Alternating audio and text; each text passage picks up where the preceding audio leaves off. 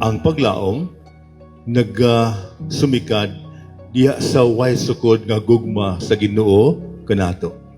It is the love of God that gives birth to hope in our lives. Dunay tay madangpan ug masaligan kung maabot man ang kalisdanan, dunay Ginoo kay unang nahigugma kanato. Nga sa iyang pagigugma dili gyud niya biyaan.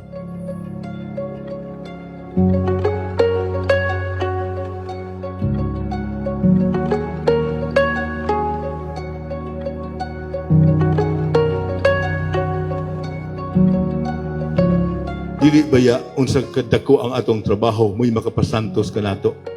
Apan ang mga ordinaryo nga mga bulhaton nato, apan gihimo nato puno sa gugma, kini ang makapasantos nato.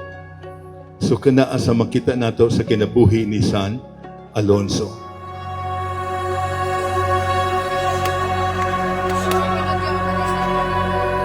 Karong adlaw, we are not just celebrating our fiesta.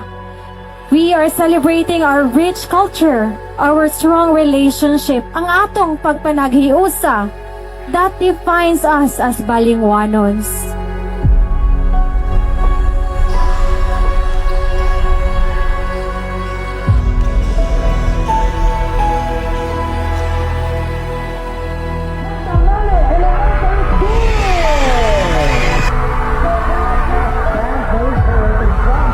Malimbayong pista kanatong tanan. Let today's celebration remind us that we are stronger, louder, and more beautiful when we come together. Viva San Alonso de Rodriguez! Mabuhay ang Balingwan!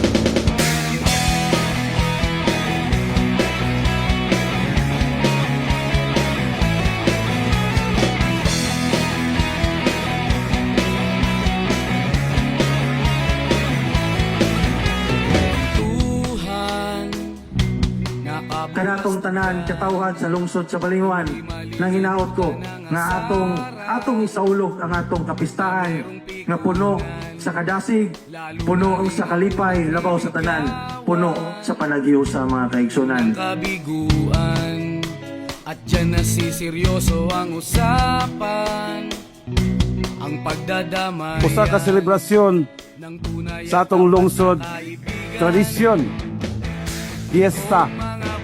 Dili lang kay mamista usa lang ka kuan kaon ng atong atuan mong dili makikita sa mga igsoon mga paryente, mga kauban sa trabaho.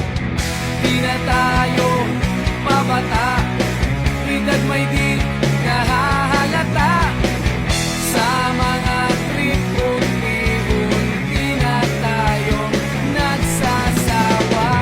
Pero kahit ganon, barkadang matatag hanggang sa ngayon.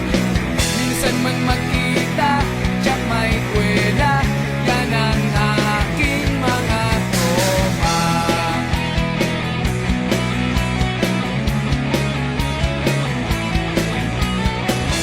Di na tayo pabata, edad may di nahahalata. Sa mga trip unti-unti Samtang nagsaulog kita karong adlaw atong hinumduman nga sama kang San Alonso de Rodriguez, kitang tanan gitawag sa pagserbisyo nga puno sa kaluoy, pagka mapainubsanon o pagtuo sa matag balay, trabahuan o eskwelahan, atong ipadayon ang espiritu sa pagkahiusa o pagtinabangay. Himua ang atong fiesta dili lamang usa ka kalihukan, kung dili usa ka pagpangandam sa pag-uswag sa espiritual nga kinabuhi o sa mas lit-on nga panaghiusa sa komunidad. Mabuhay si San Alonso de Rodriguez o mabuhay kitang tanan mga Balingwan. mga